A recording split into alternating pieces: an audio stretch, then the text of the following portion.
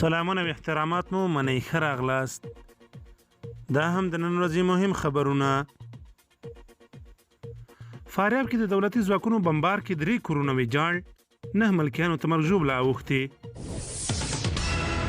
د روزګان چرچنو کې طالبانو 7 پوستې نیولي، ګڼو عسکرو ته یې مرګ ژوبله اړولې.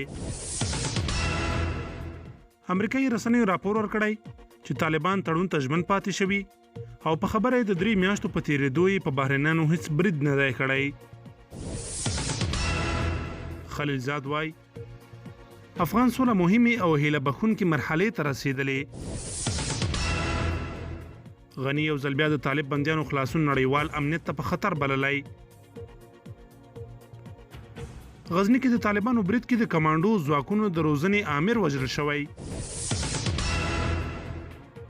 طالبانو یو ځل بیا ویلي چې دریځ هماغه پخوانی دی، ترڅو د لیست مطابق بندیان خلاص نشي خبرې نه پیلوي. پاکستان هریپور کې د افغان مهاجرو کیم کې د خپلمنځي نښتې له امله ګڼو کسانو ته مرګ ژوبله اوښتې. سوریه کې 3 تنو روسي پوځیانو ته مرګ ژوبله اوښتې. له تړون وروسته د اسرائیلو د استخباراتو رئیس په لومړي ځل دوبۍ ته تللی. د روغتیا نړیوال سازمان وایي امریکا کې د کورونا ترڅنګ عصبي او رواني ناروغیو بحران رامنځته کړی. د خبرونو پای.